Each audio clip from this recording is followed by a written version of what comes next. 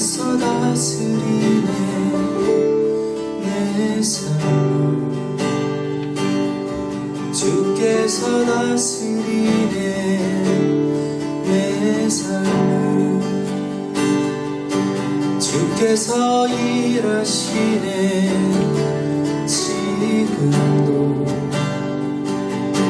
주께서 일하시네 내 삶에 주께서 다스리네 내 삶을 주께서 다스리네 내 삶을 주께서 일하시네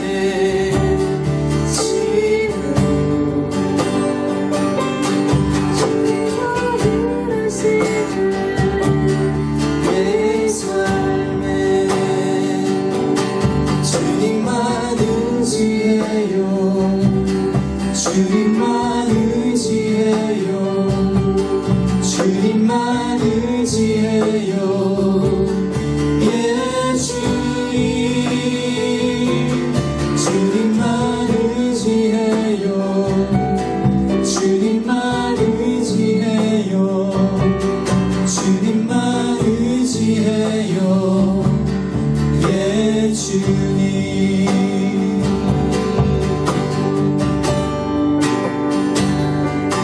주께서 다스리네 이 땅을 주께서 다스리네 이 땅을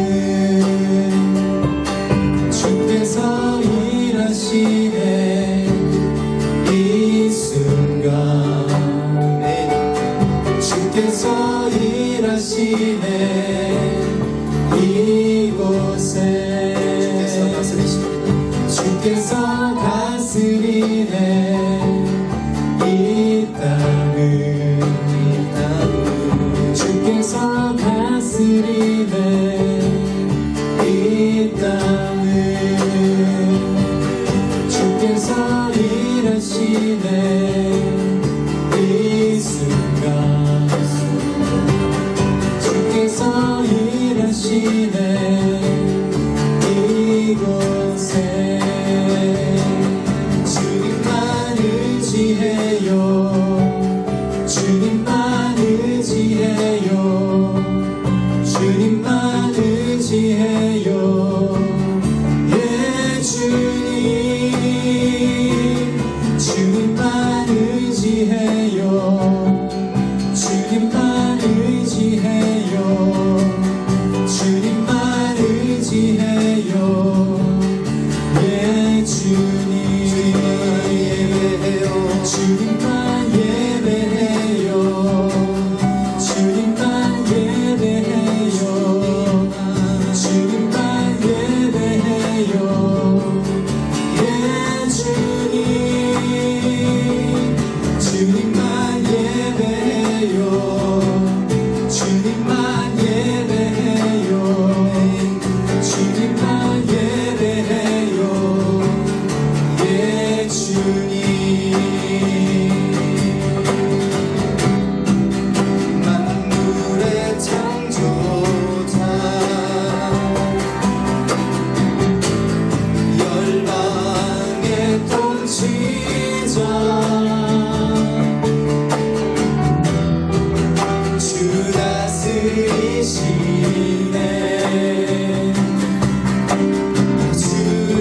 주께서 깼네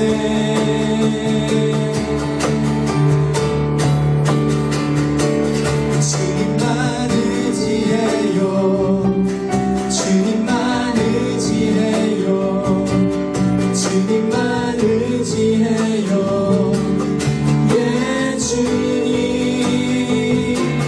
주님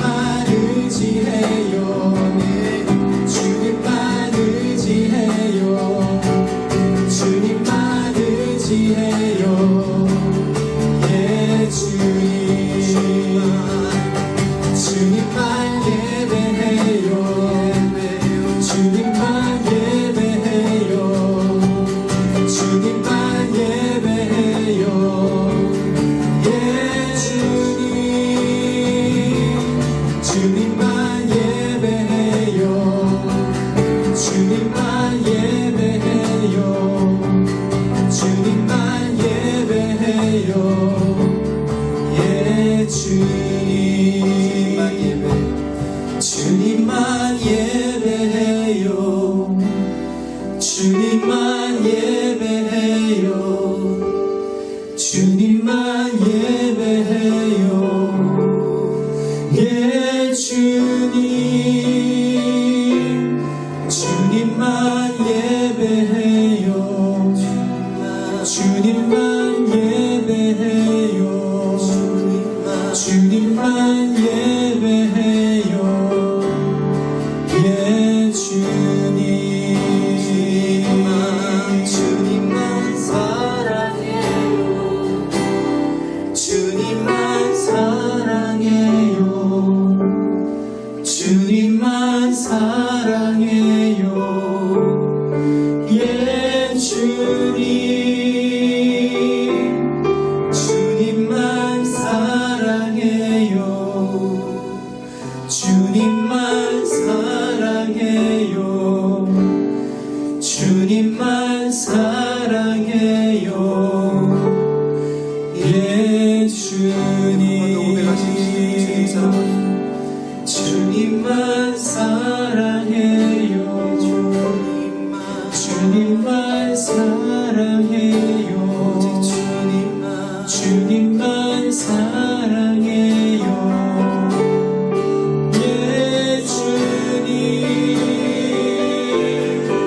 주님만 사랑해요.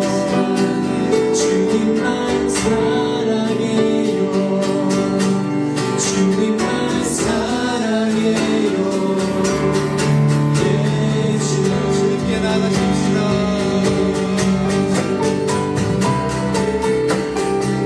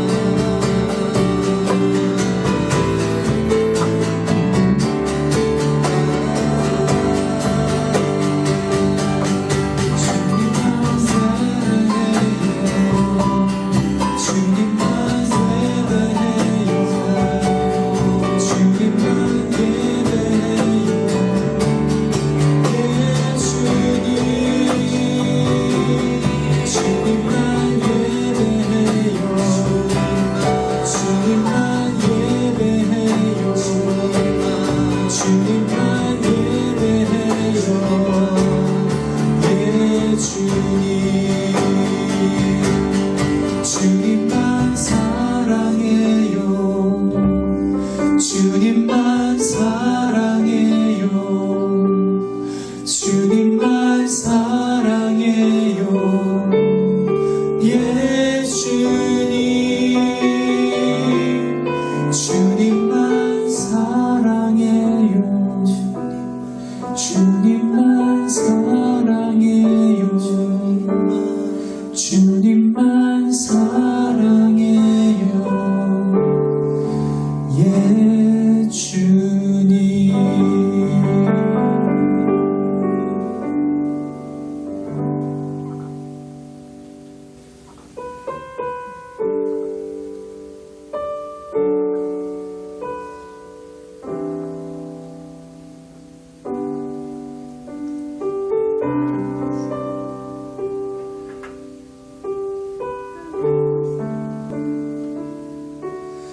주님을 사랑하는 기쁨은 그 즐거움을 빼앗기지 않게 하소서. 주님을 사랑하는 기쁨은 그 즐거움을 빼앗기지 않게 하소서. 주님을 사랑하는 기쁨은 그 즐거움을 빼앗기지 않게 하소서. 예수 예수 예수 예수 주님을 사랑합니다. 예수 예수 예수 예수 주님을 사랑합니다. 예수 예수 예수 예수 예수 주님을 사랑합니다. 예수 예수 예수 예수 주님을 사랑합니다.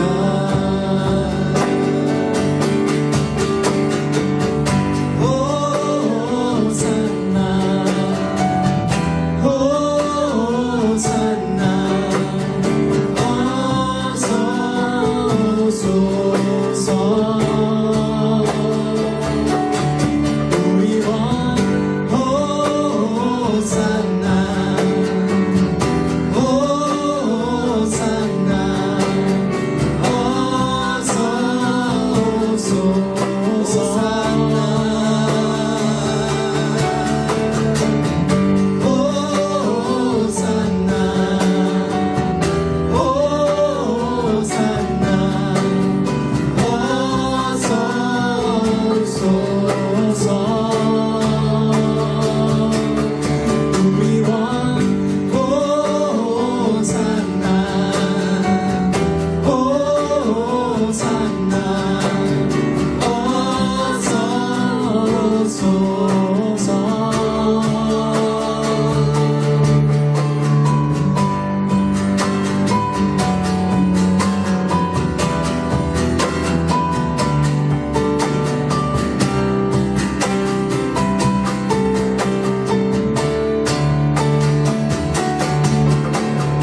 예수 이름에 능력 있네.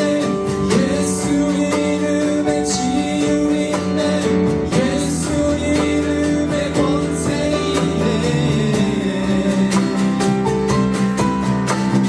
예수 이름에 회복 있네.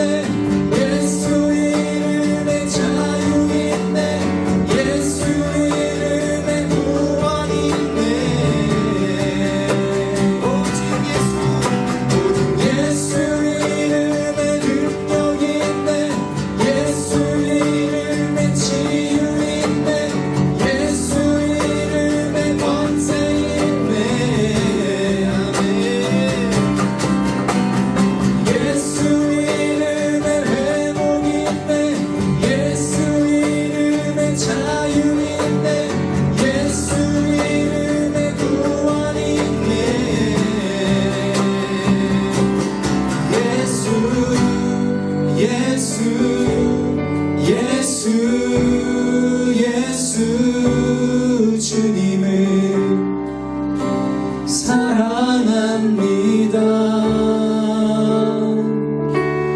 예수 예수 예수 예수 주님을 사랑합니다. 예수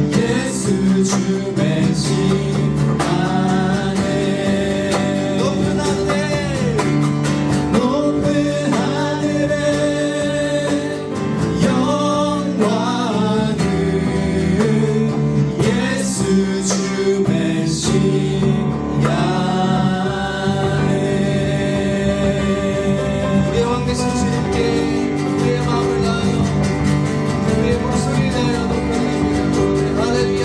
주님 영광 받아주시옵소서. 아멘.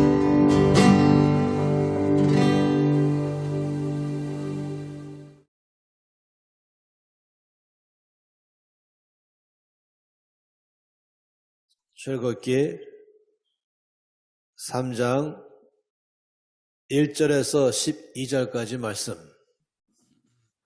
하나님께서 모세를 부르시는 장면이 이 말씀이죠. 출애굽기 3장 1절에서 12절까지 말씀입니다. 먼저 1절에서 5절까지 말씀을 보게 되면은 모세가 그의 장인 미디안 제사장 이드로의 양떼를 치더니 그 떼를 광야 서쪽으로 인도하여 하나님의 산 호렙에 이르매 여호와의 사자가 떨기나무 가운데로부터 나오는 불꽃 안에서 그에게 나타나시니라. 그가 보니 떨기나무에 불이 붙었으나 그 떨기나무가 사라지지 아니하는지라. 이에 모세가 이르되 내가 돌이켜 가서 이 큰 광경을 보리라. 떨기나무가 어찌하여 타지 아니하는고 하니 그때에 여호와께서 그가 보려고 돌이켜 오는 것을 보신지라. 하나님이 떨기나무 가운데서 그를 불러 이르시되 모세야 모세야 하시니 그가 이르되 내가 여기 있나이다. 하나님이 이르시되 이리로 가까이 오지 말라. 내가 선 곳은 거룩한 땅이니 내 발에서 신을 벗으라. 오늘 이 말씀은 모세의 생애 가운데에 이제 후반부에 들어갈 때를 가리켜 말하는 장면입니다. 우리가 아는 것처럼 모세가 총 120년을 살았죠. 그 중에 첫 번째는 이제 40년 동안 왕궁에서 이집트의 왕자로서 살았습니다.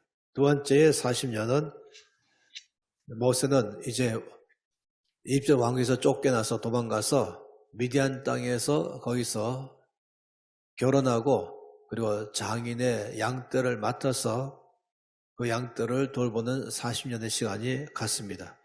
그리고 세 번째의 40년은 하나님이 그를 불러서 온 이스라엘을 출애굽하게 하고 약속의 땅으로 이끌어가는 그 모든 일을 그가 맡았습니다.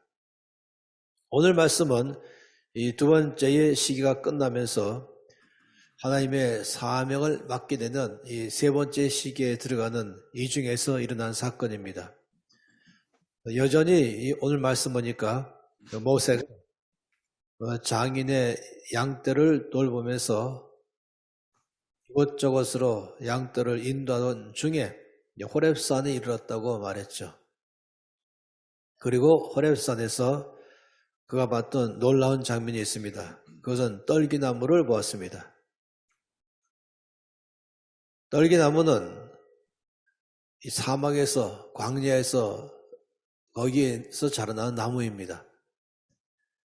그런데 그 떨기나무에 불이 붙었습니다. 그런데 그 나무는 타버리지 않는 것이 이런 놀라운 장면을 보면서 모세가 그 떨기나무 가운데 나무에게로 다가갔죠. 그랬더니 그 나무 가운데서 하나님께서 말씀했습니다. 그리고 모세에게 신발을 벗으라 라고 말씀하신 장면이죠. 이것이 지금 5절까지의 말씀입니다. 사실은 이와 같은 일의 출발점이 있는 것은 뭐냐면 하나님께서 모세를 불러서 하나님의 일을 맡기고자 할 때에 일어났던 장면입니다. 6절 말씀부터 보면은 이제 모세를 불러서 맡기는 사명이 쭉 12절까지 나와 있죠. 6절 말씀에는 또 이르시되 나는 내 조상의 하나님이니 아브라함의 하나님, 이삭의 하나님, 야곱의 하나님이니라.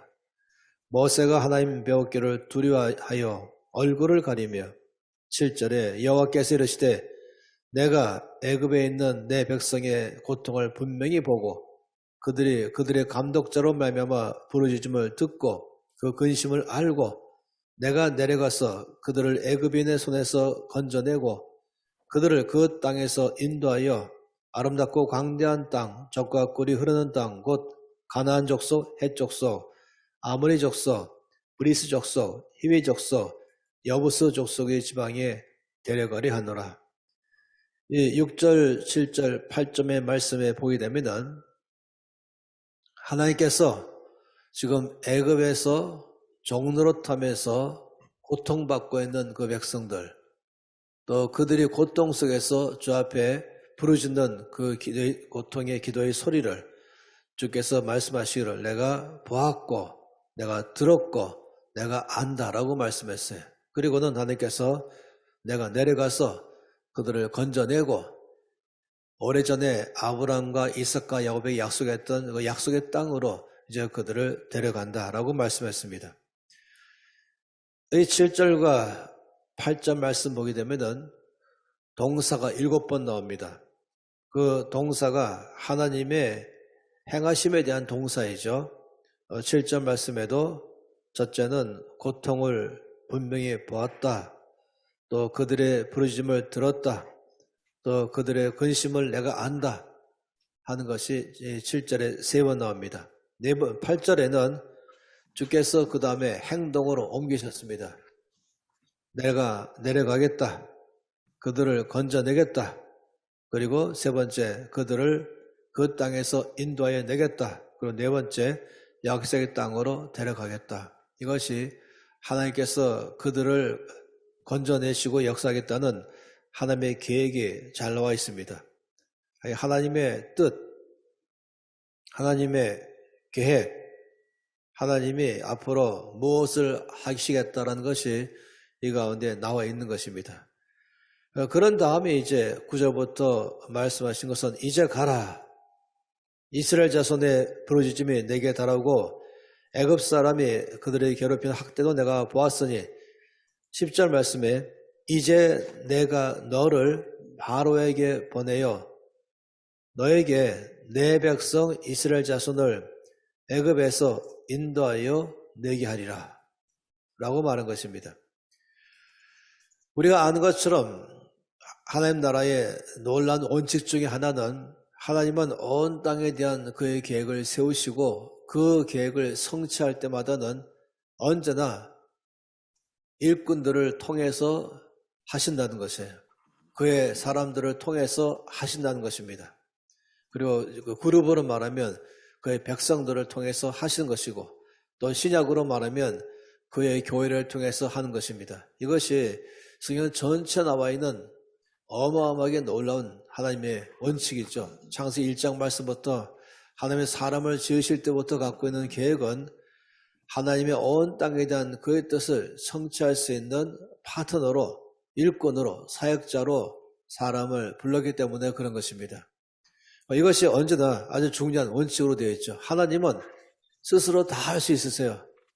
전능하신 분이시고 또 자존자이시죠. 스스로 모든 것을 계획하고 스스로 모든 것을 또 성취할 수 있는 능력이 계신 분이십니다. 하나님은 누구의 도움이 필요할 만큼의 그런 도움이 필요한 것이 아닙니다. 근데 하나님께서는 사람을 불러서 그의 뜻을 알려주고 그의 뜻에 대해서 듣고 그리고 그의 뜻에 대해서 주께서 부르실 때에 제가 기꺼이 그의 뜻을 성취하겠습니다라고 말하는 그런 사람들 통해서 일하는 것입니다. 왜 그러냐면은 특권을 주고 싶은 것이죠. 영광을 주고 싶은 것이에요. 하나님의 뜻을 함께 성취할 수 있는 하나님의 동역자, 하나님의 파트너가 될 수 있는 그 큰 특권과 영광을 사람에게 주기 원해서 하신 것입니다. 그래서 하나님과 함께 쓰임받는 것은 우리의 영광입니다. 우리가 한 나라의 대통령이 불러서 나라의 일을 함께 하자고 일을 맡길 때도 보통은 아주 가문의 영광으로 알고 또 그 일을 하는데 하물며 온 땅에 하나님께서 그의 뜻을 성취하실 때마다 하나님은 사람을 불러 일하시는데 거기 부르심 받는 것은 영광이죠. 특권이죠. 아주 기쁘게 그 일을 하는 것입니다.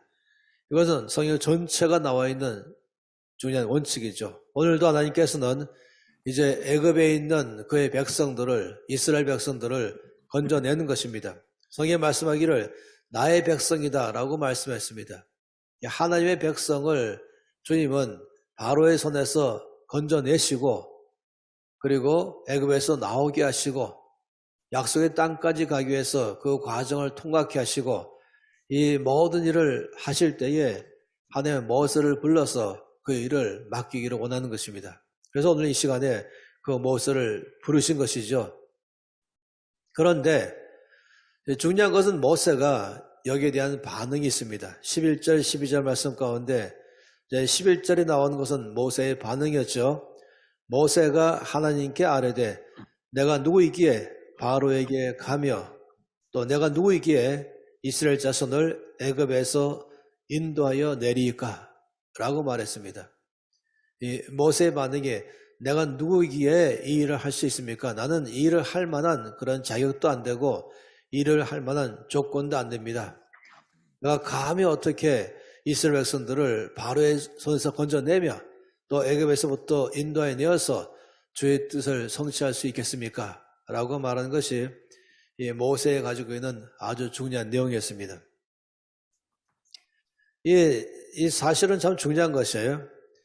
모세의 생애 가운데 볼 때에 이 40년씩 세 번 나누지 않습니까? 이 첫 번째 40년 동안은 사실은 이 모세는 가장 훌륭한 그런 환경 속에서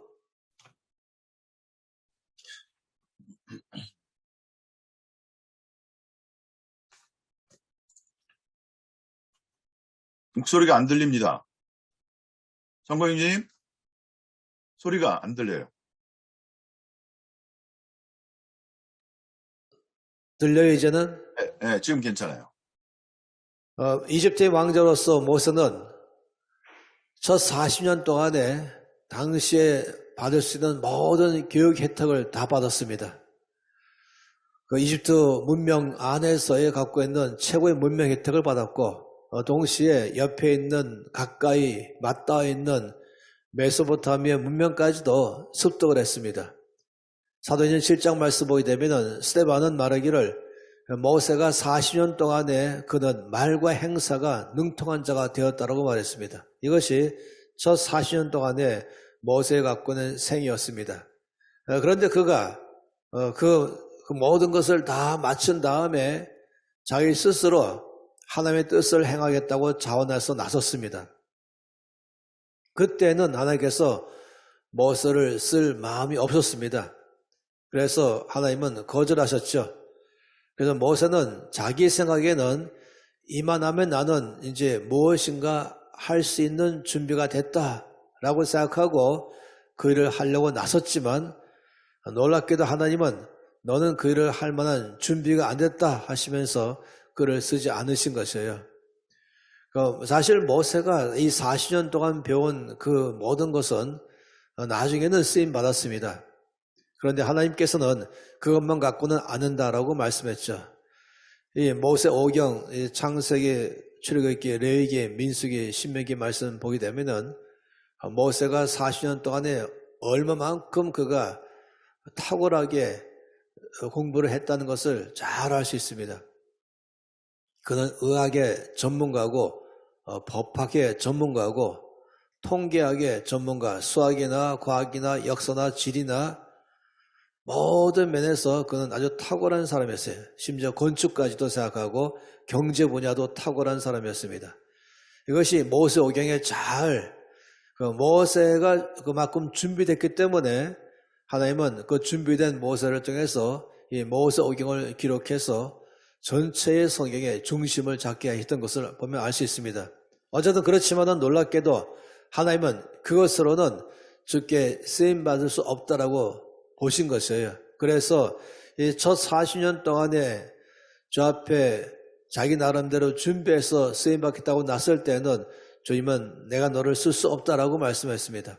그 놀랍게도 두 번째 40년, 그건 학교를 다닌 것도 아니고 굉장한 문명 혜택 한가운데 있는 것도 아니고 광야 한가운데 살았어요.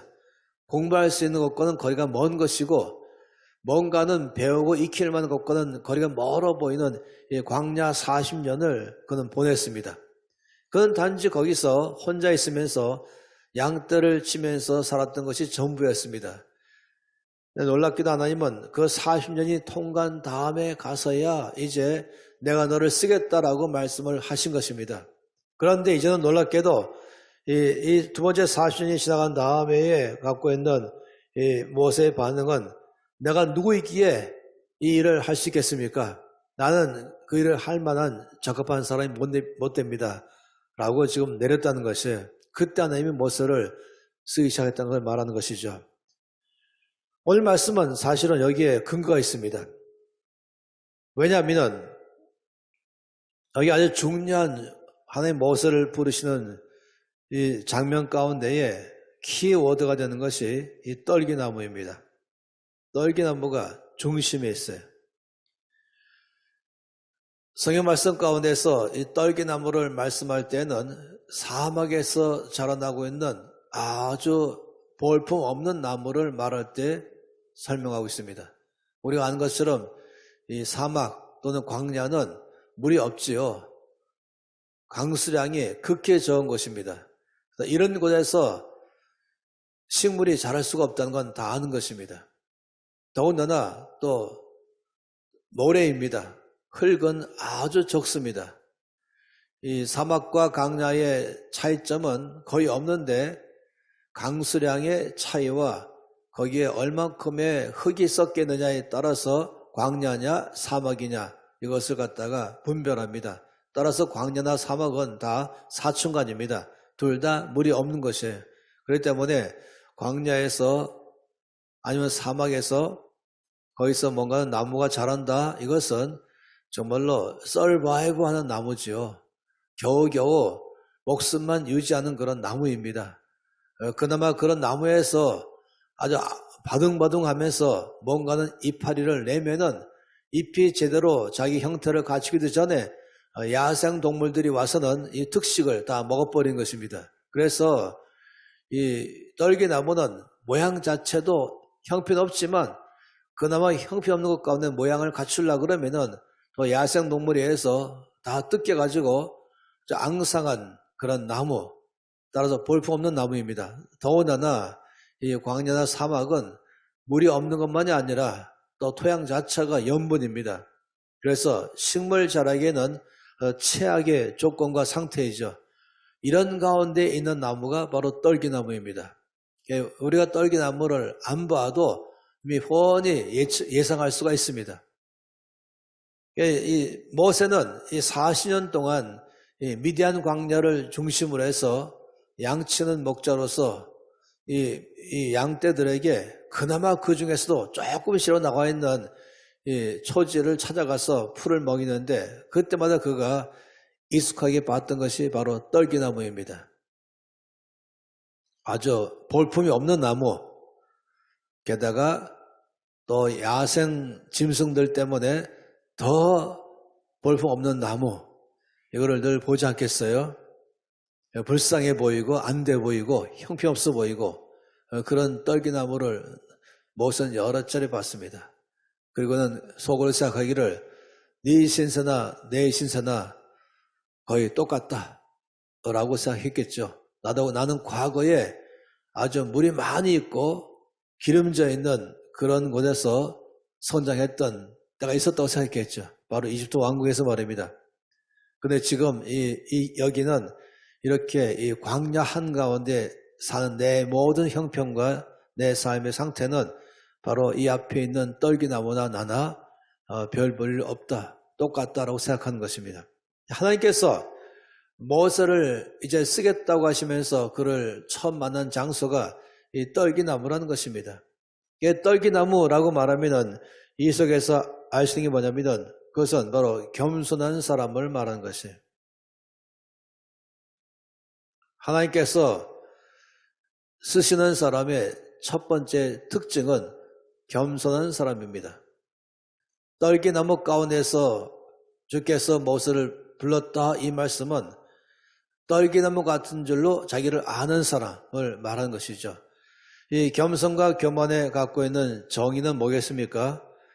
겸손과 교만의 정의는 교만은 나 자신을 제대로 알지 못하는 게 교만이고 겸손은 나 자신을 제대로 아는 게 겸손입니다. 내가 누군지를 아는 게 바로 겸손입니다. 또 하나님이 누군지를 아는 게 믿음입니다. 이 두 가지 정의가 참 중요하죠. 하나님이신 줄 아는 것, 여기에서 믿음이 있는 것이고, 하나님을 제대로 알지 못하는 것이 바로 불신앙입니다. 마찬가지로 나 자신이 누군지를 제대로 아는 것이 바로 겸손이요, 나 자신을 제대로 알지 못하는 게 교만입니다. 그래서 저는 이것을 갖다가 이 재정과 함께 연관해서 많이 강의합니다. 그때마다 겸손이란 자기 분수를 아는 사람이다. 재물을 다루는 능력에도 겸손은 필수입니다. 자기 분수를 아는 사람. 자기 분수는 월급 300만 원인데 생활은 500만 원짜리 생활을 하려고 한다든지 빚지면서 말입니다. 이러면 이제 이 분수가 모르는 사람, 교만한 사람이 되는 것이죠. 이 겸손은 자기가 누군지를 아는 것이에요. 앤드류 머리의 많은 책 중에서 가장 명작은 겸손이란 이 제목의 책 아니겠어요? 약간 좀 책자가 얇고, 따라서 누구나 리더로서 되기를 바라는 사람이라면 앤드류 머리의 겸손 책을 필독서로 되어 있습니다. 그냥 빌려보지 말고 사서 여러 차례 읽어봐야 이해가 되는 아주 중요한 책이죠. 그 속에서 앤드류 머리는 겸손한 사람이란 정의 내릴 때에 피조물의 제자리라고 말했습니다. 자기가 있어야 될 자리에 있을 줄 아는 것, 이게 바로 겸손이다. 다시 말하면 나는 피조물이요, 하나님의 지으심 받은 자요, 따라서 예배자입니다. 그 예배자의 자리에 나올 수 있는 사람, 이게 바로 피조물의 제자리이죠. 소위 말씀해 보게 되면 가장 교만한 자는 바로 사탄, 마귀입니다. 그에 대해서 말할 때 그는 자기 분수를 몰랐습니다. 그는 지음받은 피조물이지만은 감히 창조주와 비교하려고 했던 것입니다. 자기 자리를 떠났다라고 유다서에서는 말씀하고 있어요. 자기의 자리를 떠난 자, 바로 마귀를 말하죠. 교만한 자의 특징입니다. 따라서 겸손한 사람이란 나 자신의 분수를 아는 사람, 나의 자리를 아는 사람, 내가 누군지를 아는 사람인 것이에요. 40년 전에 모세는 사실은 교만한 사람이었습니다. 나는 이렇게 공부했고, 난 이런 경험이 있고, 난 이런 재능이 있고, 난 이렇게 이러이러한 면에서 잘하고 하면서 자기 것을 하면서, 그러므로 나는 뭐든지 할 수 있어 라고 생각했던 것이었습니다. 자기는 이런 배웠던 모든 학력, 가지는 경력, 자기의 힘, 자기 외모, 자기 백그라운드, 자기의 재능, 자기의 지혜, 이런 것들 때문에 이것으로 내가 주를 섬기겠다라고 나선 것입니다. 하나님께서는 그런 사람은 쓰지 않으십니다. 그래서 40년 전에 세상적으로 볼 때는 모든 것을 다 갖춘 사람일지 모르지만은 하나님 보시기에는 부적격자로 판정 내리신 것입니다. 이것이 우리가 이번 주간에 함께 말씀 보고 있는 아주 중요한 요소가 되는 것입니다. 왜 성령인가? 왜 성령 하나님이 필요한가? 하는 것은 바로 이 면 때문에 그런 것이죠. 어제 말씀 본 것처럼 하나님께서 맡겨서 하시는 그 일은 힘으로 되지 아니하며 능으로 되지 아니하고 오직 나의 신으로, 이 오직이라는 단어에다가 줄을 길게 쳐야 돼요. 오직. 그건 There is no other way 라고 말한 것이죠. But Holy Spirit. 다른 어떤 길도 없습니다. 이 모세는 자기가 갖고 있는 것으로 뭔가는 일을 해보려고 할 때에는 주께서 그를 쓰지 않으셨습니다. 그리고 나서 그는 40년 지나가면서 한마디로 말하면은 모든 묻은 때를 다 씻겨내는 시간이었겠죠. 아마 처음에 그는 뭔가는 자기의 과거의 영광, 과거의 힘, 과거의 경력, 과거에 했던 일들을 회상하면서 또 묵상하면서 거기에 추억에 빠져 있었을지 모르겠어요. 그리고는 어딘가 가서는 자랑하고 싶은데 문제는 이 미디안 광야에는 알아주는 자가 없다는 것입니다. 그가 기르고 있는 양도 염소도 그의 학력을 알아주지 않는 것입니다. 그러면서 한 해가 지나고 2해가 지나고 5해가 지나고 또 10년 지나가면서 점점 그는 힘 빠져가는 상황이 됐던 것이죠. 점점 그는 비로소 자기 자신의 실체가 누군지를 직면해가는 과정이 있었습니다. 그 시간이 40년을 지나갔습니다. 절대로 이것은 짧은 기간이라고 말할 수 없습니다. 한 사람에게 있는 모든 가진 것들이 몽땅 다 빠져나가는 시간들을 말할 수 있겠죠. 그렇게 하면서 이 광야의 삶을 40년 산 것입니다. 우리들 가운데서 꼭 기억해야 될 것은 이 광야라는 이 장소이죠. 하나님은 어김없이 어떤 사람이든지 쓰시고자 하실 때는 반드시 광야를 통과케 하십니다. 그거는 그냥 힘들다, 어렵다, 외롭다 이렇게 말하는 것만이 아닙니다. 실패했다 뭐 이런 것 말하는 건 아닙니다. 그것은 정말로 나 자신과 맞닥뜨리는 시간, 나의 자신의 실체를 바라보는 시간, 내가 그동안에 의지했던 것, 붙잡았던 것, 자랑했던 것들이 아무것도 아닌 것을 알게 돼가는 시간들이 바로 그 장소가 광야인 것이죠. 그렇기 때문에 지금 하나님께서 모세에게 내가 너한테 이 일을 맡긴다 말할 때 모세는 주님 참 결정 잘하셨습니다. 제가 바로 그런 사람입니다. 전 준비가 다 되어 있습니다. 제가 이 공부했고 정치, 경제, 교육, 법학, 의학 또 경험도 많이 있습니다.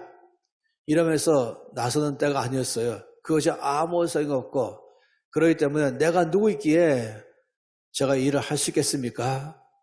라는 사람이 된 것입니다. 참 굉장하죠.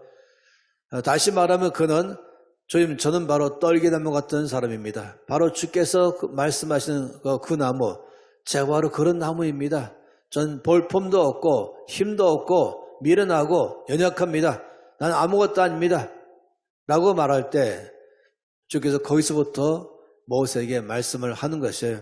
그래서 떨기나무 가운데서 모세를 불렀다 사명을 맡겠다 할 때엔 하나님은 자기 자신을 떨기나무처럼 생각할 줄 아는 사람, 겸손한 사람이죠. 성경에는 여러분 아세요? 이 떨기나무와 정반대되는 나무가 성경에 여러 차례 등장합니다. 물론 그것은 때로는 긍정적으로 등장하고 또 아주 가끔은 부정적으로 등장하는 것이 있습니다. 나무가 있습니다. 그게 뭔지 아십니까? 그것은 레바논의 백향목입니다. 이 레바논의 백향목 그러면은 큰 나무 그리고 번성하는 나무들 중에서 왕자입니다. 보기도 너무 좋습니다. 그리고 아주 견고한 나무입니다. 휘어지지도 않고 또 벌레도 먹지 않아요. 또 향이 나죠. 그래서 성전의 나무로 쓰인 것이 바로 레바논의 백향목인 것입니다. 이 레바논 백향목은 높이가 25m에서 40m까지 됩니다. 상상을 초월하는 것이에요. 모든 나무들 위의 나무인 것입니다. 이것이 바로 이 레바논의 백향목이죠. 모세는 첫 40년 동안에는 그는 레바논의 백향목 같다고 생각했습니다. 근데 또 이사야서 말씀에서는 이 레바논 백향목을 말씀할 때는 교만한 자의 특징으로도 말씀하십니다. 마치 다니엘서 4장에서 느부갓네살 왕이 봐라 내가 얼마나 위대한 왕인가 내가 정복한 나라들을 보라 하면서 마치 자기 자신을 레바논의 백향목처럼 생각했어요. 이 백향목의 놀라운 점은 높이만 25m 이상, 그러니까 10층 아파트 높이 이상이에요, 나무가. 그렇지만 놀라운 것은 옆으로도 나무가 25m입니다. 굉장하죠. 이 높이도 25m 이상이지만 이 나무의 좌우의 폭이 25m, 어마어마한 나무입니다. 그러니 다니엘서 4장에서 느부갓네살 왕은 마치 자기 자신을 이 레바논의 백향목처럼 비유하면서 아주 자만심 갖고 자고하면서 교만하면서 봐라 하면서 얘기할 때 하나님께서 바로 그를 쳐서 왕의 자리에서 빼앗기게 하시고 들판으로 내보내시고 이 미친 사람이 돼서 정신을 잃어버리고 분별력, 판단력, 지혜가 다 사라지고 거기서 짐승 중 하나처럼 7년간 살았던 경험이 있는 것이죠. 하나님께서 모세를 왜 이제 쓰기로 결정했는가 하는 것은 바로 그가 겸손한 사람이기 때문에 쓴 것입니다.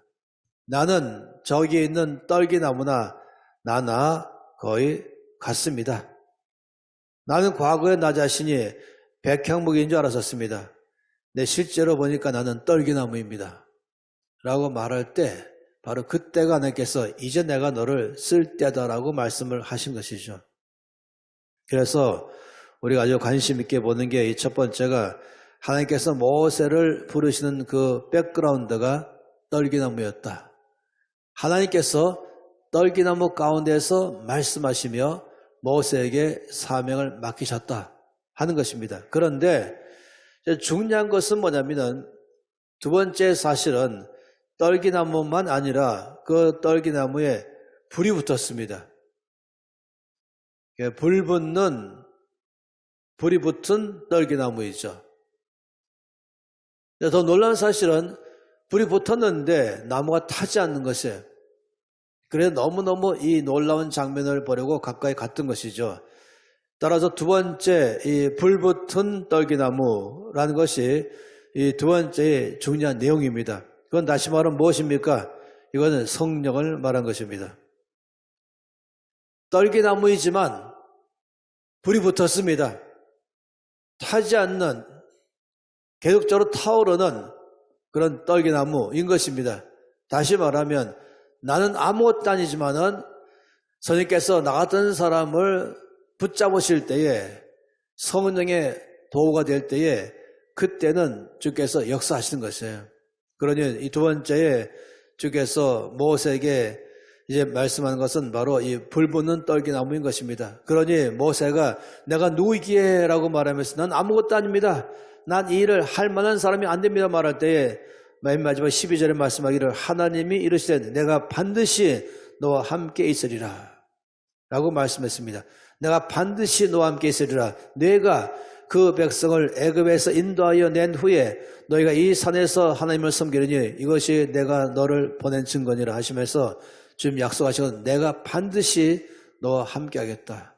다시 말하면 언제나 너에게 맡긴 사명을 네가 한 발자국씩 순종할 때마다 성령의 능력으로 그 일을 가능하도록 하게 해주겠다라고 말씀하는 것입니다. 그러니 두 번째는 바로 성령의 사람인 것이죠. 하나님께서 쓰시는 사람의 아주 중요한 두 번째 요소는 겸손하지만 동시에 성령의 사람. 다시 말하면 전적으로 나 자신의 능력으로는 어떤 것도 할 수 없지만 그러나 하나님의 능력으로는 무엇인지 할 수 있다고 믿는 사람인 것입니다. 우리가 보통 빌사일삼 이렇게 말하는 걸 아세요? 빌사일삼이라는 말은 빌보서 4장 13절을 가리켜서 보통은 많이 그렇게 말합니다. 그건 뭡니까? 내게 능력 주시는 자 안에서 나는 무엇이나 할 수 있습니다. I can do everything. 굉장하죠? 나는 어떤 거든지 할 수 있습니다. 바로 예수 그리스도 안에서 다시 말하면 나 자신은 아무것도 할 수 없지만 그러나 성령께서 내 안에 역사하시면 난 무엇이든지 순종하겠습니다. 이걸 말한 것입니다. D.L. 무디는 이 모세의 이 120년간의 생애를 그는 잘 설명했어요. 첫 번째 설명할 때는 something 이란 말로 설명했습니다. 모세는 자기는 뭔가 할 수 있는 어떤 사람이다. something이 아니고 잘못했어요. 네, 죄송합니다. somebody. 난 뭔가 할 수 있는 사람이다. 난 이러이러한 준비가 되어 있는 사람이다. 라는 것으로 그는 첫 40년 동안에 모든 걸 배우고 익히면서 갖는 나는 somebody입니다 하는 것이죠. 근데 두 번째 40년은 nobody입니다. 나는 아무것도 아닙니다. 나는 아무것도 할 수 없습니다. 첫 번째는 그는 나는 everything, 난 뭐든지 할 수 있습니다. 두 번째는 nothing, 나는 아무것도 할 수 없습니다. 철저하게 자기 자신의 이 연약함에 자기의 절망감, 자기가 아무것도 아님에 대해서 그 앞에 대면하는 시간이 바로 이 광야 40년인 것이에요. 그런데 이제 세 번째 40년 시간에는 바로 모든 것 대신 하나님께서 이제 드디어 아무것도 아닌 노바디인 모세를 통해서 모든 일을 하시는 분이십니다. 그렇기 때문에 하나님께서는 이 전능자 하나님께서 이 하나님의 전능하신 분의 능력에 의해서 그 아무것도 아닌 노바디인 모세를 사용하시면서 하나님께서는 그의 사역 everything을 하신 것이죠. 이것이 마지막 40년의 모세의 생애의 요약인 것입니다. 굉장한 것이죠. 그런데 이 마지막 40년의 모세가 가장 놀랍게 쓰임받았던 제일 큰 비결이 뭐랬었습니까? 제일 큰 비결이 바로 겸손 때문이었습니다. 나는 nobody입니다. 나는 nothing입니다. I'm nothing before you. 나는 주 앞에 아무것도 아닙니다.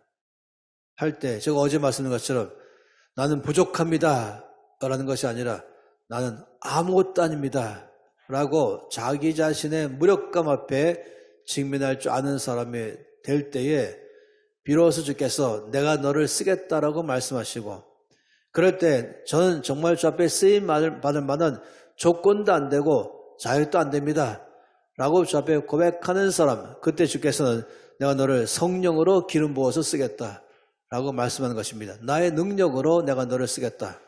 이때 중요한 것은 믿음과 순종밖에 없습니다. 겸손한 사람은 나는 아무것도 아니지만은 주면 모든 것 되십니다. 주께서 나를 쓰시면 주께서 써주십시오 라고 맡길 줄 아는 사람을 말한 것이죠.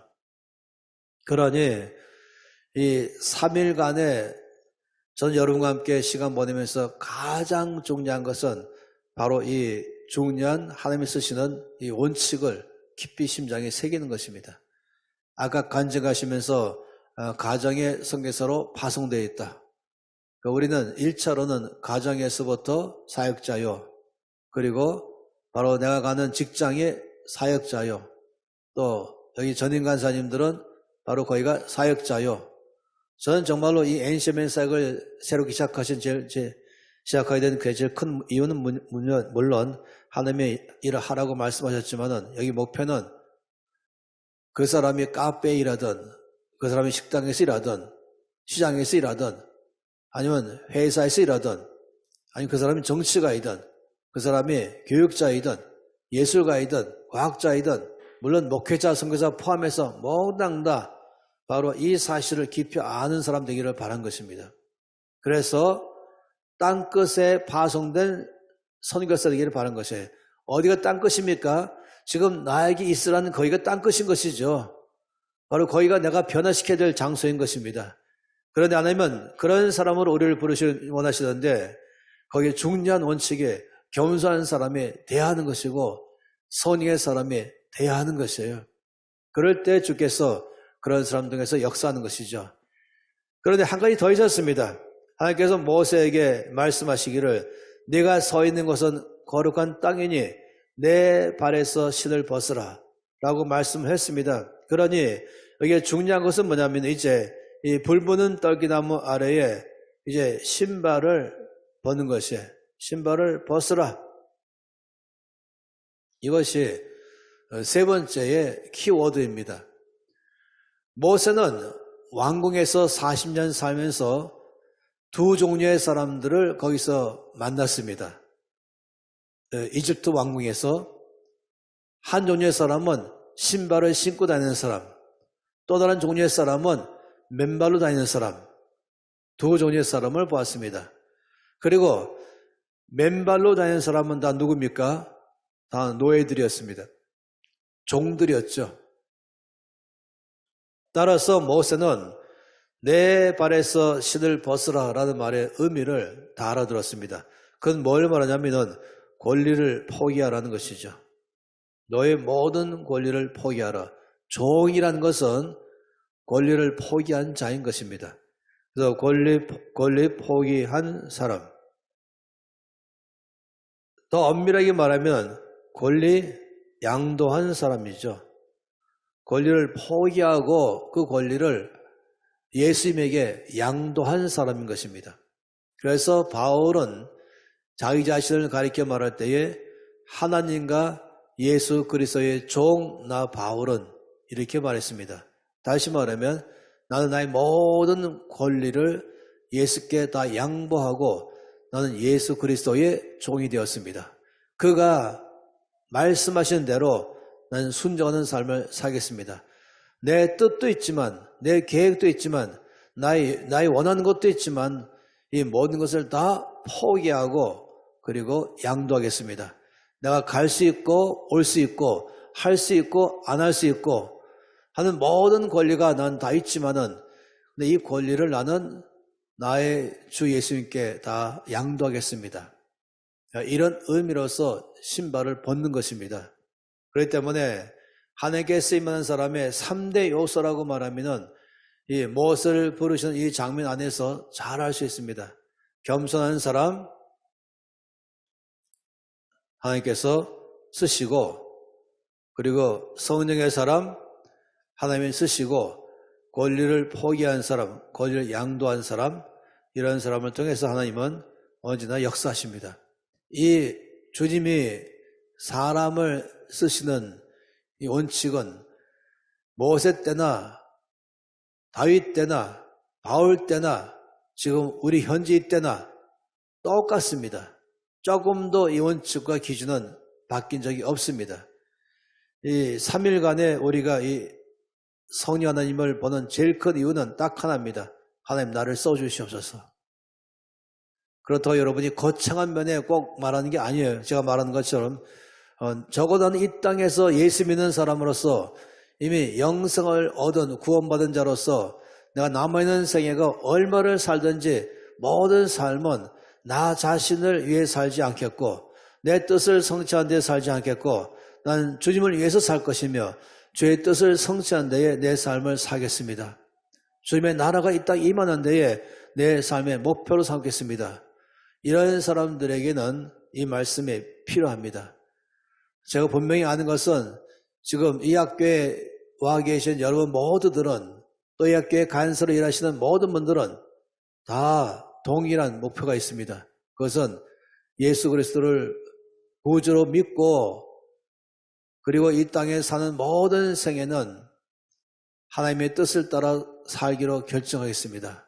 이런 사람들이 이 학교에 좀 공통 분모로 되어 있는 것이죠.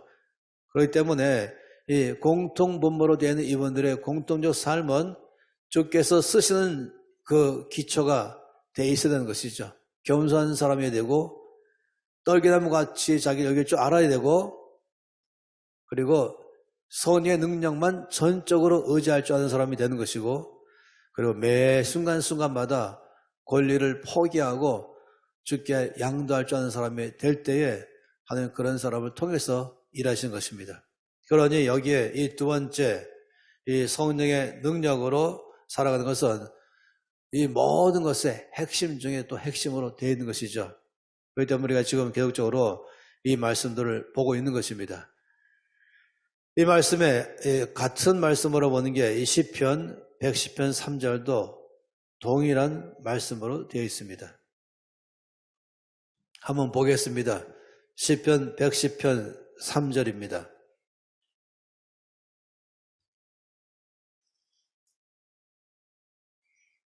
저는 이 말씀을 아마 수만 번 나눴어요. 이 말씀도 혹시 오늘 처음 보신다면 외우시기 바랍니다.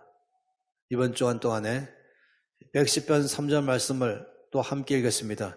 주의 권능의 날에 주의 백성이 거룩한 옷을 입고 즐거이 헌신하니 새벽 이슬 같은 주의 청년들이 주께 나오는도다. 이 엄청난 말씀이죠. 지금 다윗은 자기 앞에 벌어지고 있는 광경을 바라보면서 우리들에게 말하고 있습니다. 이렇게 말한 것이죠. 여러분, 지금 수많은 청년들이 죽게 나오고 있습니다 하면서 바로 이들은 주의 청년입니다. 죽게 나오는 주의 청년, 이걸 말한 것이죠. 청년들, 주의 청년들이 지금 죽게 나오고 있습니다. 여기는 물론 나이로만, 육신의 나이로만 말한 건 아닌 것이에요. 물론 20대의 전후반에 대해서 중점적으로 말하는 것은 있지요. 그러나 나이가 50이 돼도 60이 돼도 70이 돼도 80이 돼도 여전히 주 앞에 이 말씀은 동일하게 원칙이 작동하는 것입니다. 심장이 청년이에요. 청년입니다. 마음이 젊어야 청년입니다. 몸은 청년인데 마음은 노년처럼 사는 사람들이 있죠. 꿈도 없고 열정도 없고 또 뭔가는 비전도 없고 그렇게 사는 사람들, 그건 나이 상관없이 그냥 노년입니다. 그러나 꿈이 있는 사람, 열정 있는 사람, 살아야 될 이유가 명확한 사람, 뭐 아이고 죽겠다라고 말하는 것이 아니고 아이고 힘들어 하는 것이 아니라 힘들어도 어려워도 나는 날마다 살아가야 할 이유가 있습니다. 오히려 살 수 없을 만한 어려운 것보다는 그것이 만 가지가 있다 할지라도 살아야 할 이유 한 가지가 그 만 가지를 날마다 이겨버리는 사람, 바로 그런 것이 주의 청년인 것입니다. 지금 다윗은 이 주의 청년들이 죽게 나온 이 장면을 말씀하고 있습니다. 근데 이들의 장면의 특징이 세 가지예요. 첫째는 주의 권능의 날에 나왔다라고 말하는 것 통해서 성령의 능력을 입을 줄 아는 사람이라는 것이에요. 주의 권능의 날에라고 말하는 것은 이 청년들은 자기 힘이 아니라 성령의 능력으로 주를 섬기는 사람들이다. 주의 권능의 날에 가장 큰 것은 바로 오순절 아니겠습니까? 어제 우리가 베드로를 보았던 것처럼 내 힘으로 무엇인가 하고자 할 때는 주께서 아니라고 말씀하시고, 이제 내가 아무것도 아니고 주의 힘으로, 주의 권능으로 힘 입을 때만이 그때부터 주께 쓰임받기 시작한 것입니다. 주의 청년의 특징은 첫 번째는 성령의 능력을 힘입는 사람입니다. 두 번째는 거룩한 옷을 입었다라고 말했습니다. 그러니까 거룩함의 삶을 살 줄 아는 사람이죠. 죄악을 거절하는 사람, 죄악을 미워하는 사람, 죄악을 멀리하는 사람, 거룩함을 사모하고 그리고 거룩함으로 나가고 하나님의 나라의 문화 속에 사는 사람, 세상에 문화에 있지 않냐고, 나는 이 세상에 살지만 나는 이 세상에 문화에서 사는 이 세상 사람이 아니라 나는 하나님의 사람으로서 이 땅에, 이 세상에 와서 사명자로 살기 때문에 나의 문화는 당연히 하늘나라가 나의 문화입니다. 이런 모든 사람의 특징을 바로 거룩한 옷을 입었다라고 말한 것이에요. 그리고 세 번째 말하는 것이 즐거이 헌신한다 라고 말했었죠. 자기 앞날의 모든 삶을 통째로 이제 내 미래는 당신의 것입니다. 완전히 다 드리겠습니다. 사용하십시오 라고 할 때 쓰는 것이죠. 여기서도 중요한 사실이 바로 첫 번째 성령의 능력을 힘입었다 라고 말한 것입니다. 그러니 우리가 아까 보았던 이 모세를 사용하실 때 갖고 계셨던 특징에서 세 가지 중에서 중요한 요소가 성령의 사람이라면, 마찬가지로 다윗이 봤던 죽게 나오고서 쓰임받는 사람들의 특징 중에 한 가지가 바로 성령의 능력으로 주 앞에 서 있다고 말한 것입니다. 여러분에게 지금 저는 첫 번째 이 시간에서 말하는 것은, 그래서 왜 성령인가 하는 걸 다시 한번 말씀하기를 원하는 것입니다. 데일 무디가 모세의 생애 120년을 3등분해서 설명한 이 내용을 꼭 기억하시기 바랍니다. 나 자신은 무엇인가 갖추고 있어가지고 뭐든지 할 수 있다, 이렇게 생각하는 사람 하나님이 쓸 수 없다는 것입니다. 나는 아무것도 아닙니다. 나는 그래서 아무것도 할 수 없습니다. 자기의 무력함, 자기의 연약함에 그대로 그 앞에 직면하는 사람, 겸손한 사람 될 때 하나님은 그런 노바디를 사용하시면서 그 능력으로 모든 일을 행하신다 하는 이 사실을 항상 기억하신다면 우리가 매번마다 손의 능력을 힘입는 것입니다. 아까 한 번의 묵상처럼 하나의 가정 안에서 있는다 할지라도 거기서도 내 힘으로 하는 게 아니에요. 내 힘으로 사는 것이 아니에요. 아침에 일어나자마자 선의 능력을 구하면서 살아가야 되죠. 선의 능력으로 사는 것과 내 힘으로 사는 것은 하늘 땅 차이가 있는 것입니다. 그러니 우리가 전심으로 이번 기간 동안에 성령의 기름 부으심을 해서 기도하고 평생을 전심으로 성령을 의지하면서 살아가는 것이 필요합니다. 이제 말씀을 더 이어서 보기를 원하는 것은 은혜란 무엇인가에 대해서 함께 더 보기를 원합니다. 은혜란 무엇이 은혜인가? 그러니까 what is the grace? 인 것이죠. 은혜란 무엇인가? 여기에 관해서 사실은 이것은 신약 전체를 가리키고 있는 어마어마하게 중요한 내용이 되는 것이죠. 에스겔서 36장 말씀을 보겠습니다. 에스겔서 36장 24절에서 28절까지입니다.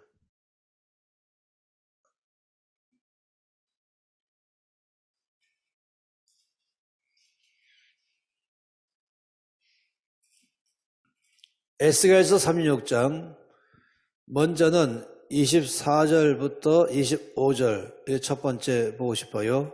24절에서 25절 말씀 보게 되면은 내가 너희를 여러 나라 가운데에서 인도하여 내고 여러 민족 가운데에서 모아 데리고 고국 땅에 들어가서 맑은 물을 너희에게 뿌려서 너희로 정결하게 하되 곧 너희 모든 더러운 곳에서와 모든 우상 숭배에서 너희를 정결하게 할 것이며 이 말씀 가운데 첫 번째 나오는 것은 바로 예수의 피로 이 죄 사함 받게 하고 또 죄에 대해서 정결함을 얻게 되는 것이죠.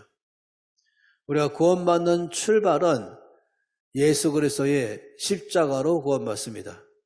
예수의 흘리신 피로 말미암아 나의 모든 죄를 다 씻겨주시고 정결케 하시고 또 예수 그리스도의 피로 말미암아 나의 모든 죄를 용서받게 한 것, 십자가의 사건이 구원받는 데 출발점 되는 것입니다.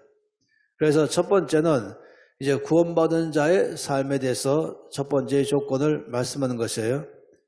그런 다음에 26절 말씀에 있습니다. 26절 말씀 가운데서 아주 중요한 것은 또라고 말한 단어입니다. 그러니까 이 첫 번째 하나님이 행하신 놀라운 은혜를 우리가 경험했지 않습니까? 예수의 피로 죄사함 받게 하시고 예수의 피로 죄를 다 깨끗함을 입어서 정결함을 입게 해서 구원받게 하시고 이것도 엄청난 은혜인데 또 있다 하면서 플러스 원 하면서 또는 뭘 말씀이냐면 26절에는 새 영을 너희 속에 두겠다. 또 새 마음을 너희 가운데 두겠다. 라는 것 두 가지입니다. 새 영을 두고 새 마음을 준다. 이것이 주께서 우리 가운데 가시는 두 번째 사건입니다. 이 새 영이라고 말한 것은 이것은 거듭날 때 새 사람 될 때 부어주는 것이죠. 이것은 하나님을 알 수 있는 것이에요. 하나님을 알 수 있는 기능. 한마디 말하면 이 커뮤니케이션 할 수 있는 능력을 말하죠.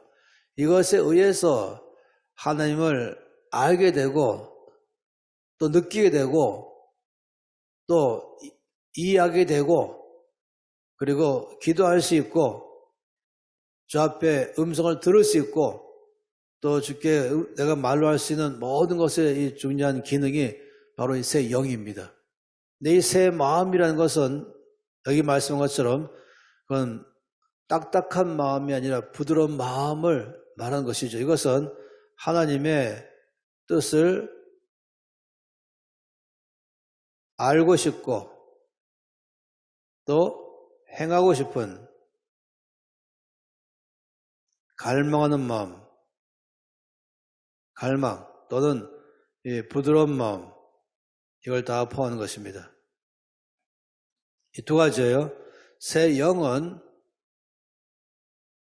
하나님의 뜻을 알고 교제할 수 있는 기능을 말한다면, 새 마음은 하나님의 뜻을 알고 싶고 알고 싶어하는 마음이 있는 그 마음에, 또 하나님의 뜻을 알게 되면은 그 뜻대로 살고 싶다 하는 것을 줄 수 있는 기능이 바로 이 새 마음인 것입니다.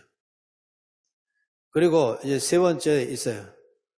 27절 말씀에 보니까 뭐라 했습니까? 또 있다. 또라고 말씀했습니다. 이게 놀랍죠? 지금 보너스 1, 또 보너스 2라고 말했어요. 이 또는 무엇입니까? 여기는 내 영을 너희 속에 두겠다. 이 앞에 있는 새 영과 뒤에 있는 내 영은 다릅니다. 여기서 26절에 말한 새 영은 바로 거듭난 사람에게 주시는 나의 영인 것입니다. 그러나 이 7절 말씀하는 내 영은 바로 하나님의 영, 성령을 말씀하십니다. 이 성령을 내 안에 주께서 두시겠다고 말씀하셨어요. 그러면서 이 성령의 역할을 뭐라고 말씀하십니까?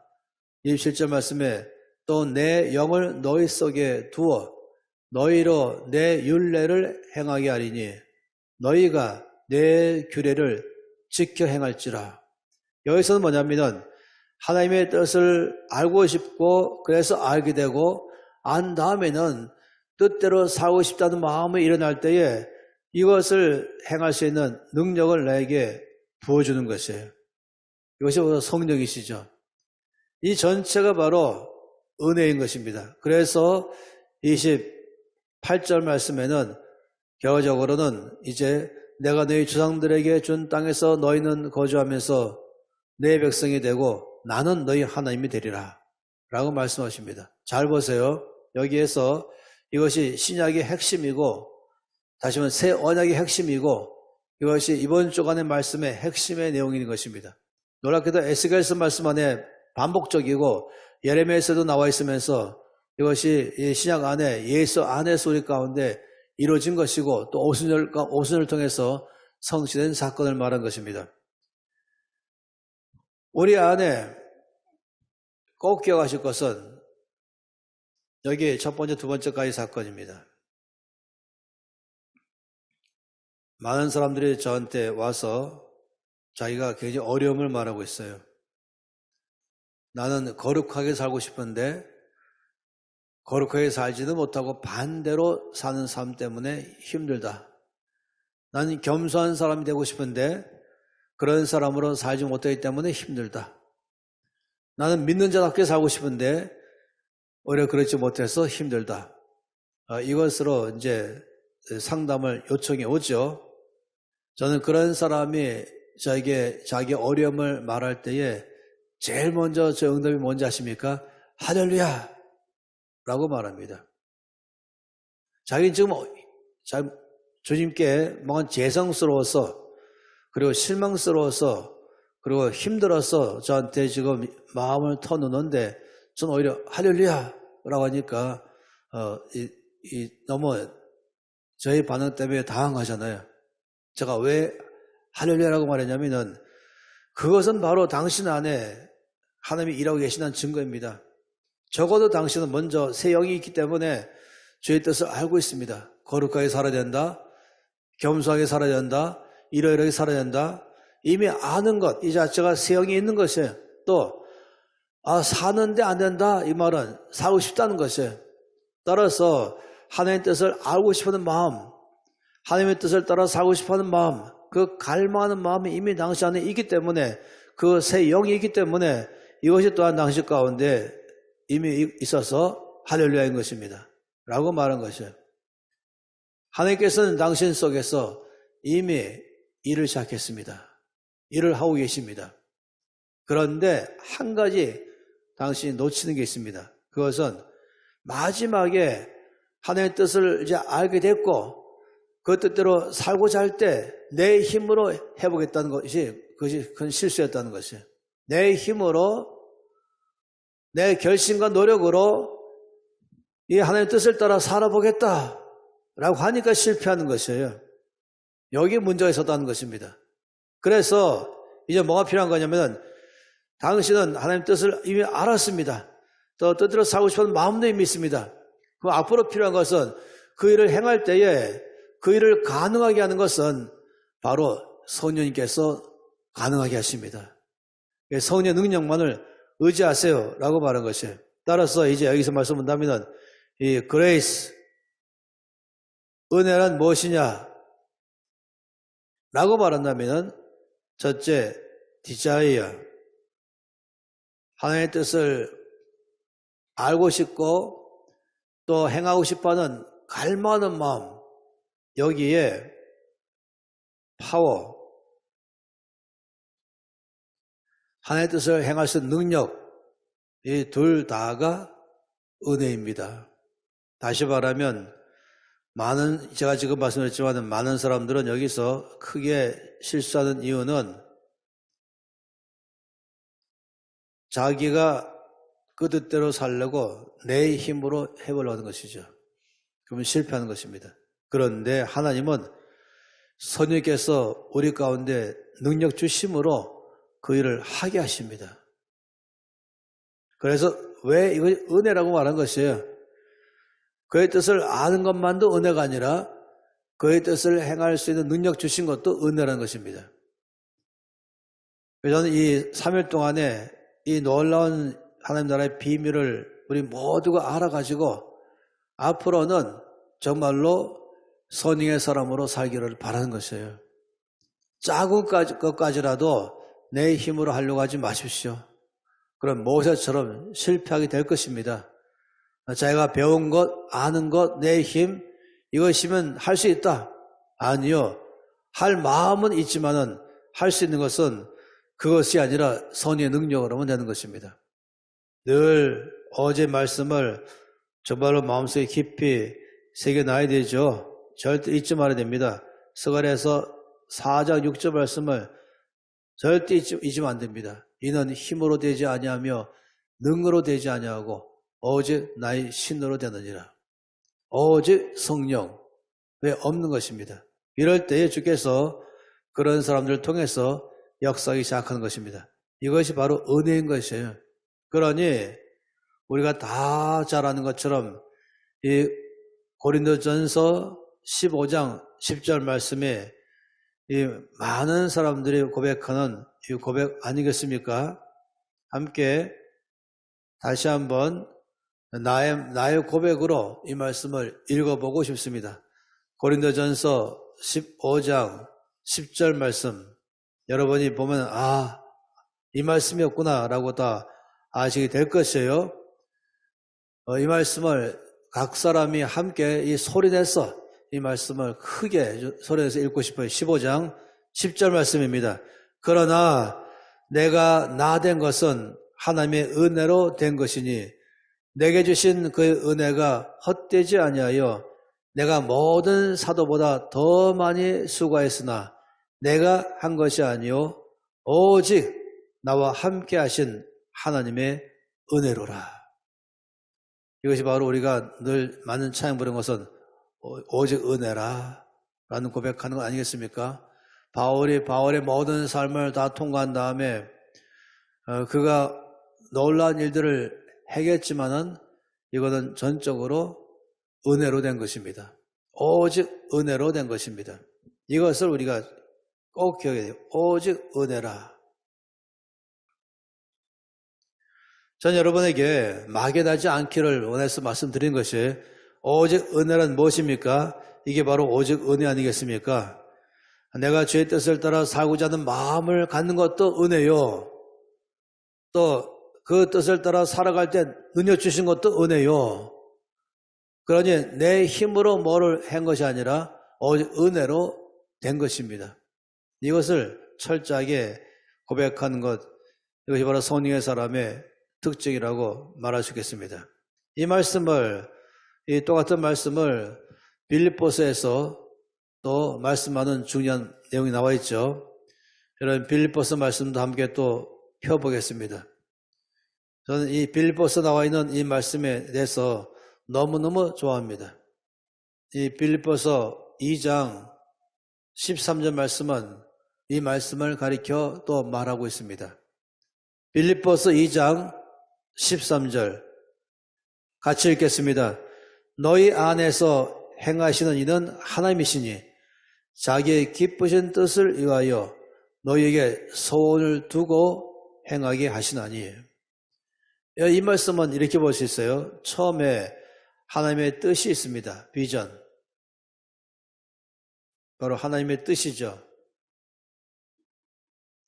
여기 말씀한 것처럼 하나님의 뜻을, 여기에 하나님의 그 기쁘신 뜻을 너희 가운데 두 번째 소원을 두고, desire, 내 속에 소원을 두고, 그리고 행하게 하신다. 여기서 능력을 주어서 내 삶에 이것을 행하게 하신다. 그래서 말씀하기를 이렇게 말씀했죠. 너희 안에서 행하시는 이는 하나님이시다. 그래서 이것이 하나님의 행하심인 것입니다. 하나님께서 뭘 행하십니까? 하나님은 우리 가운데 비전을 주시는 분도 하나님이시오. 그의 뜻이 무엇인가를 우리에게 보여주는 분도 하나님이시오. 그 뜻을 알아듣고 그 뜻을 따라 살고 싶어하는 소원을 주신 분도 하나님이시오. 그 뜻을 따라 살기로 결정했을 때에, 한 걸음은 내디딜 때에 능히 그 일을 가능하도록 능력 주신 분도 하나님이시다. 그러니 이 모든 것 다 행하시는 분은 바로 하나님이십니다. 라고 지금 바울도 고백하고 있는 것입니다. 이것이 우리가 지금 손의 능력으로 역사하는 데에 아주 중요한 이유를 잘 말씀하는 것이죠. 여기에도 다시 또 능력이 나오는 것입니다. 하나님께서 우리 가운데에 성령의 능력을 주심으로 우리에게 역사하시는 분이시다 하는 것이에요. 아까도 마찬가지죠. 이게 은혜라고 말할 때 은혜의 중심에는 이게 성령의 능력을 주심으로 우리에게 그 일을 가능하게 하기 때문에 이것도 은혜라는 것입니다. 그런데 다시 말씀드리지만은 어떤 그리스도인들은 여기에 파워를 빼버리고 있어요. 내 힘으로 뭔가는 해보려는 것이에요. 마음은 뭡니까? 디자이어가 있는 것이에요. 난 주의 뜻을 알았습니다. 난 주의 뜻대로 살고 싶습니다. 그래서 살고자 나는 합니다. 하는 것인데 거기에 능력 주시는 분도 주라는 것을 꼭 기억해야 하는 것이죠. 그러니 우리 모두에게 성령은 필수입니다. 마치 사람이 숨을 쉬어야 사는 것처럼 성령은 우리의 영혼의 호흡입니다. 우리의 숨결입니다. 숨이 끊어지면 죽는 것처럼 성령의 사람, 예수의 사람들은 성령께서 역사하심이 없으면 그냥 시체나 다름없는 것이죠. 우리는 매번마다 성령을 철저하게 의지하면서 살아가야 되는 것입니다. 이것이 바로 은혜. 내 안에 모든 것 행하시는 것 은혜. 그래서 이렇게 다 포함하기 때문에 이것도 결과적으로는 뭐라고 말한 것입니까?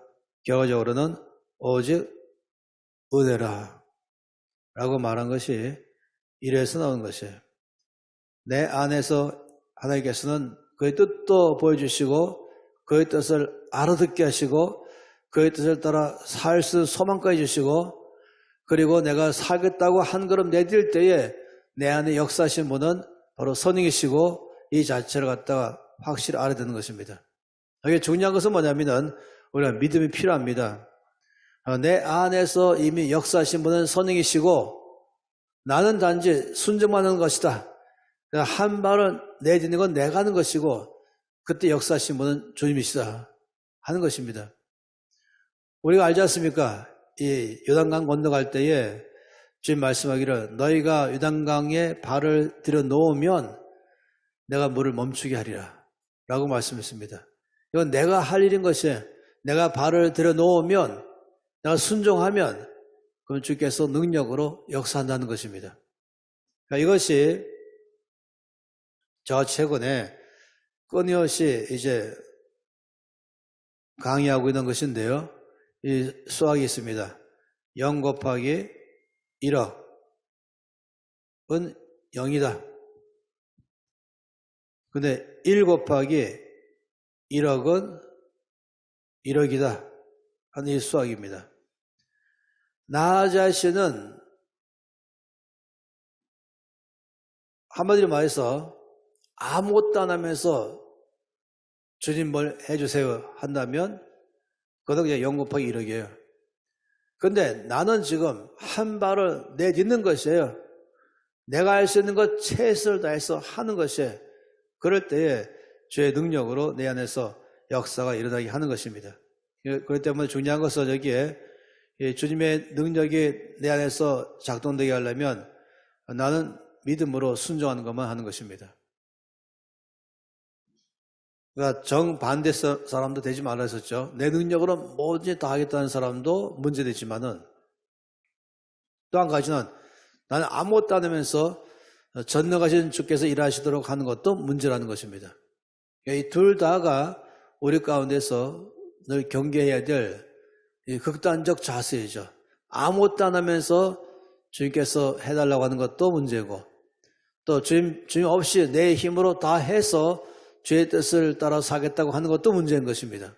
우리에게 가장 균형 있는 삶은 내가 해야 할 일, 최선 일을 다하면서 한 걸음 내디딜 때에 거기 역사하신 분은 선생이시다 하는 것이에요. 늘 기억해야 될 것은 나는 내 힘으로 할 수 없습니다. 오직 성령으로 할 수 있습니다. 그런데 내가 한 발을 내딜 때에 선생님께서 그 능력으로 나를 통해 역사할 줄 믿습니다. 이런 삶을 사는 게 참 필요하죠. 저는 여러분 가운데서 지금 이 성령의 능력을 이번 주간에 계속해서 강조하다 보니까 정반대로 극단적으로 0 곱하기 1억으로 가는 사람이 있기 때문에 말하는 것입니다. 옛날에는 내 힘으로 해보려고 애를 쓰기 때문에 그냥 0으로 끝났죠. 그런데 이번에는 나는 0이기 때문에 주님만 일하십니다. 안 다음부터는 나는 아무것도 안 하면서 주님에게 바라는 것, 이것 또한 문제가 크다는 것입니다. 그럴 때 중요한 것은 내가 해야 할 일 한 가지를 시작할 때에 주께서 거기 역사하실 것을 믿는 것이에요. 발을 내디딜 때에 물이 멈추게 한 것처럼 말입니다. 내가 손을 내밀 때에 주께서 거기에 역사하는 것입니다. 손까지 주께서 내밀도록 하는 건 아닌 것이에요. 나 입을 열고 말씀을 준비해서 입을 열고 선포할 때에 그때 역사하신 분은 성령이신 분을 믿는 것입니다. 그렇기 때문에 날마다 기도하면서 성령으로 충만케 해달라고 하고 또 무릎 꿇기도 하고 한 역사가 나오는 것이죠. 다시 한번 말씀드린다면 이 세 가지가 같이 늘 있어 와야 되는 것이에요. 겸손한 사람, 선의의 사람, 권리 포기한 사람, 이것은 따로따로가 아닙니다. 이 가운데 있는 이 선의의 사람이 되려면 겸손해야만 가능한 것이고 또 선의의 사람으로 살아내려면 권리를 포기할 줄 알아야만 되는 것입니다. 이 세 가지가 늘 함께 가는 것이죠. 그리고 또 봤던 것은 이 선의 능력 역사하려면 거룩함과 헌신이 따라오는 것, 아까하고 거의 같은 말씀인 것이에요. 그렇게 하면서 이 놀라운 주의 약속의 말씀을 잊지 않기를 바라는 것입니다. 이 에스겔서 30장 말씀해 보면 이걸 갖다가 이 새 언약이라고 말씀하고 있어요. 이것을 이 자체를 새 언약.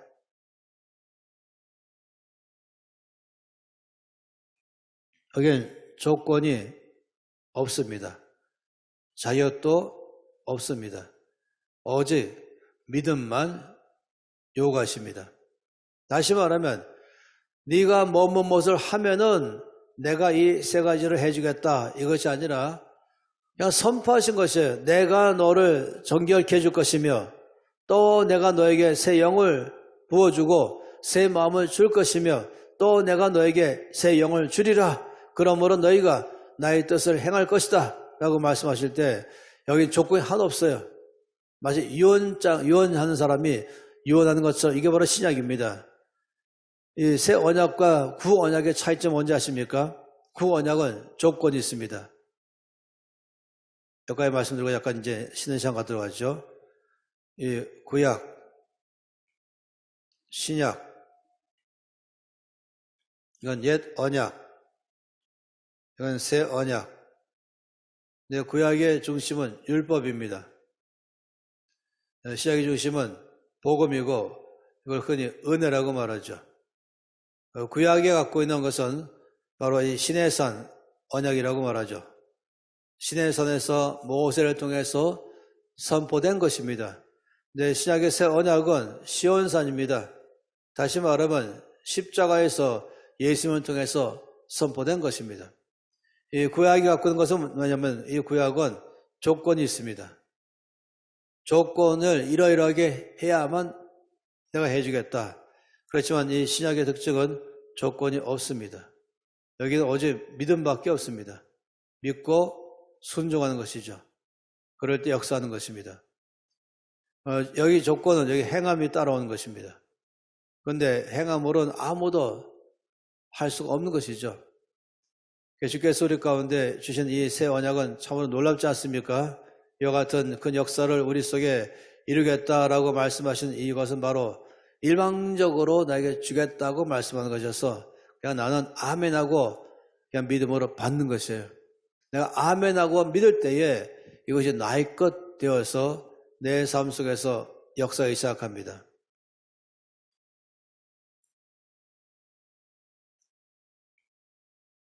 하나님의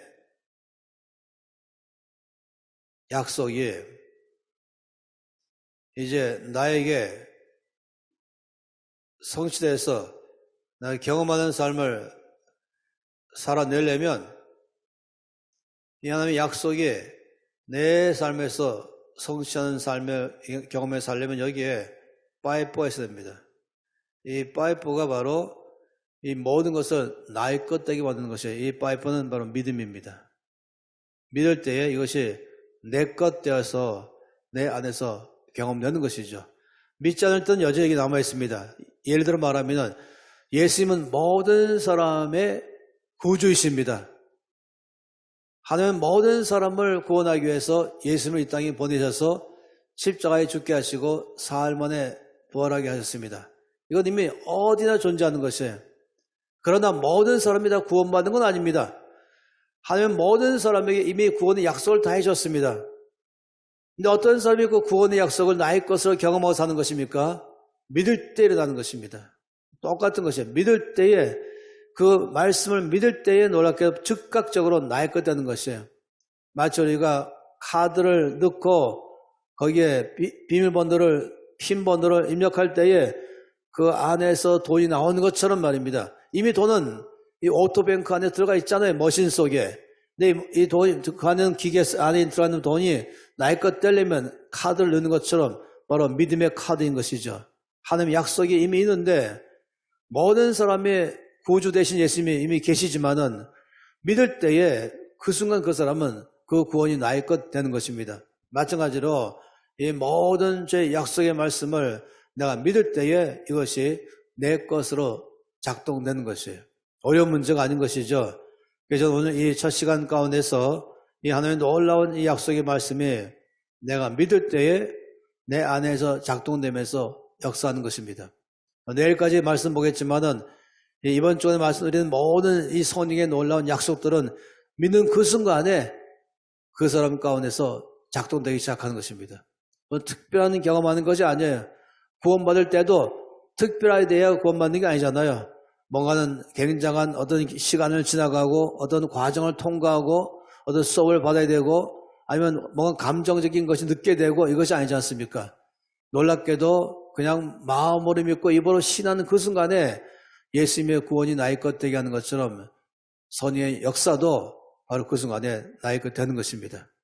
다 함께 손 높이 들겠습니다. 이제 쉬는 시간 되기 전에 이 말씀을 두 손 높이 들고 기도하겠습니다. 제가 말씀드렸죠.